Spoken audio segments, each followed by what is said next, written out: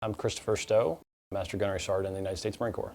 I was born in Warren, Ohio in 1974. We didn't have a lot, but it was a good family. Not a lot of people did anything other than either worked at the dairy farms, worked at the steel mills, worked at the auto plants. I knew I did not want to do that, so very early on I decided I was going to join the military. So I think I signed up for the Marine Corps when I was 17, joined the Marine Corps and I didn't look back.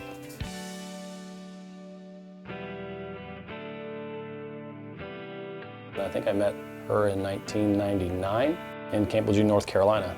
A friend of ours named Adam Benjamin, he was a sergeant as well in the EOD field. She grew up next to Adam at home, always like they were best friends growing up. And she came down to visit him. So I asked Adam if I could get her phone number, and he laughed and said, "You can try." And I did. And so we dated off and on, long distance. Like 6 or 7 months later, she moved down, he moved out, and we started living together, and we got married a year later.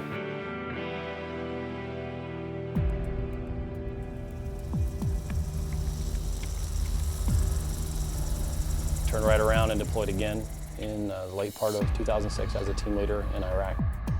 At deployment, I did nothing but disarm IEDs for 7 months. I think we probably did like over 700 IEDs, the two teams that I had that worked for me.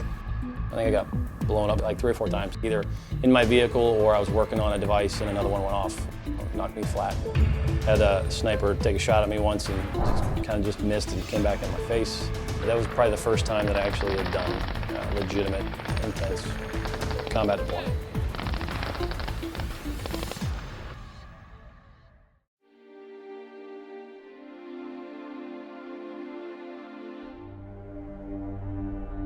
And our command needed a combat replacement for a team leader.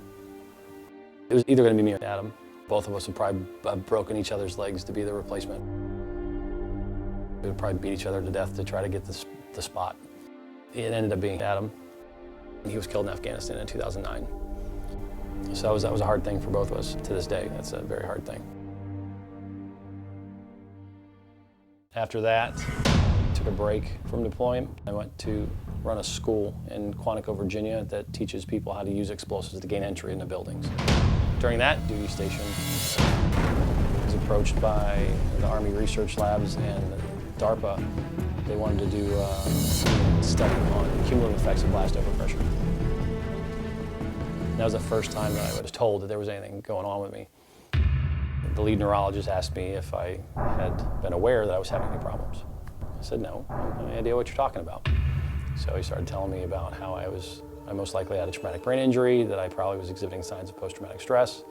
I was having cognitive problems, vestibular problems, I was having memory problems and sleep problems, and how did I not know that? And I said, well, I probably knew, but I'm not really admitting it. But I ignored it and I went on another deployment.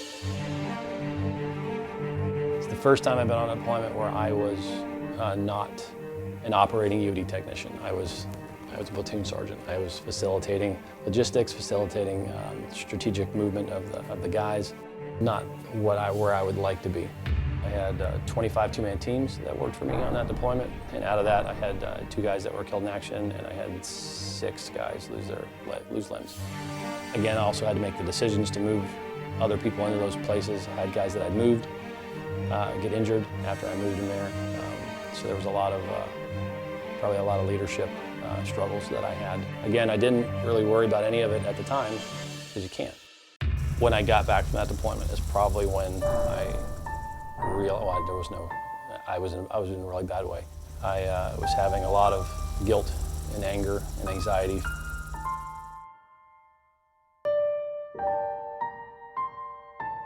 I called every one of their wives, every one of their mothers, every one of their sisters, to let them know what happened, to tell them we were taking care of them, taking care of their stuff, and stayed through it, on the deployment while still trying to do the leadership and tactical things that you've got to do as a platoon sergeant through the rest of that deployment.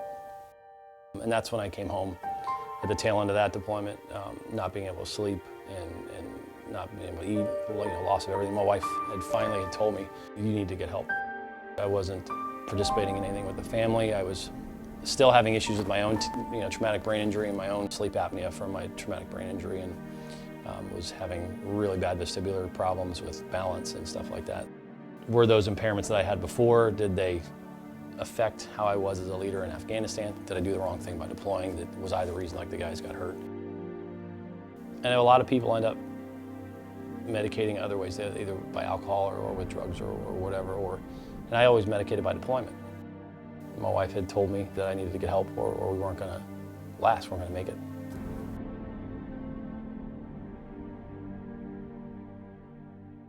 I initially finally decided to seek help for my TBI and my PTSD and my sleep problems and all that stuff.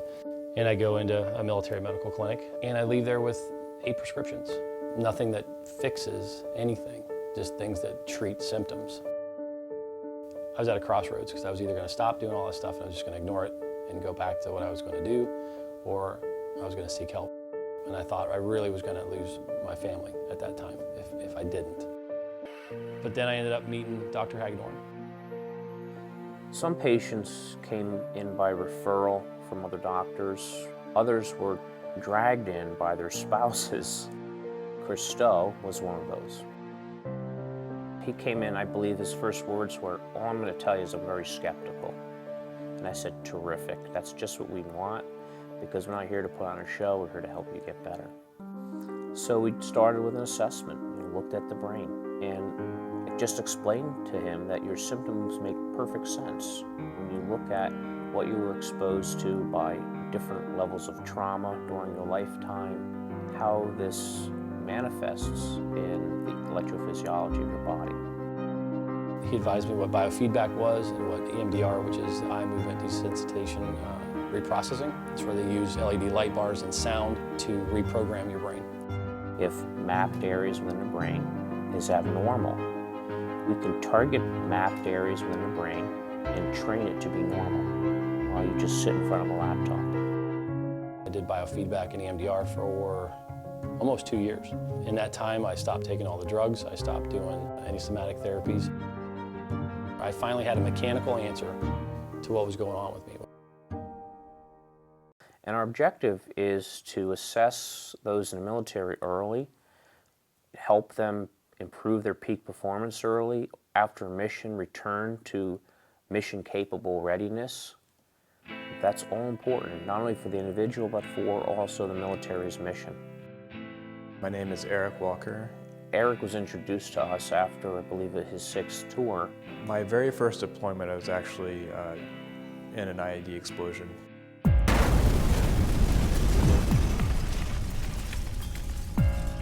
Looking back on it now, I can tell that was kind of a tipping point for a lot of rage, emotional issues, which I now know is related to damage to the right frontal lobe. You experience trauma, you experience blast exposure. You don't come back unscathed from those type of experiences.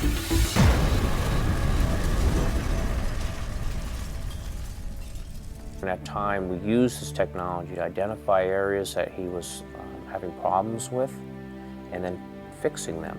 And he experienced results very quickly and continues to be a champion for brain-computer interface therapy and a good quality baseline measure for other people in the military.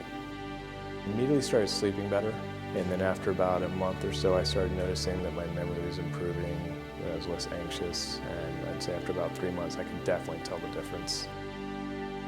When you sit down in front of a computer and you turn on the machine, you turn on the amplifier, put on the EEG cap and the heart sensor, at the end of 20 minutes it'll have the data of how does your brain process vision, sound, cognitive processing.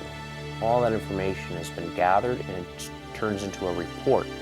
The report then is sort of a roadmap to what type of biofeedback or neurofeedback you're going to apply. I like being able to see a substantive change in what I was doing, and it made sense. I think it was my wife and my kids that told me that you're not as angry, as you were. You're not. And I think where I noticed it, like when my son would say something, and immediately like look at me like I was going to have a negative reaction, because he said, "Hey, you didn't yell at me." eVox made the science easy to use and portable. And that's not to say this is done in isolation of other therapies. It's often good to use Pharmaceutical agents like prescription medications, yoga, exercise, nutrition. This is just one more tool in the toolbox that you now have at your disposal. It's been about 2 years since my first assessment, and I've shown significant improvement in the way my brain processes information, how well it processes information. I've done about 4 or 5 assessments total, and each one has shown improvement or at least stability. And probably the last 2 have shown stability because I've gotten pretty close to as good as I can get. Physicians are adopting the technology because it's helpful in guiding the current therapy that they're using in their offices. Physicians have been giving medications and other treatments for the brain, but up until now they haven't had a real easy way to measure that very organ that they're impacting with their therapy. Our goal is really to have every practice have this capability. The technology was designed so that you don't need to be a neuroscientist to use it. The technology was designed that anybody could pick it up, turn it on, and have great success. When we just think about all the people who are in service in Afghanistan and Iraq coming back, this is a flood of patients that we haven't begun to be able to handle yet. I really want people to know that they don't have to take the first opinion of their doctor at face value. Seek other treatment, seek other help. Just don't do it in a vacuum. You don't have to do it by yourself.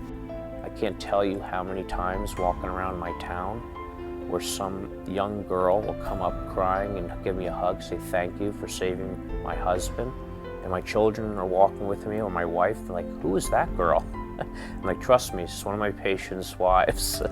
Biofeedback and neurofeedback are becoming more mainstream. There's been more and more studies coming out, clinical studies proving efficacy. I absolutely would not be where I am right now. I would not be as mentally sound as I am, as spiritually sound as I am, if I had not found eVox or found Dr. Aguilar.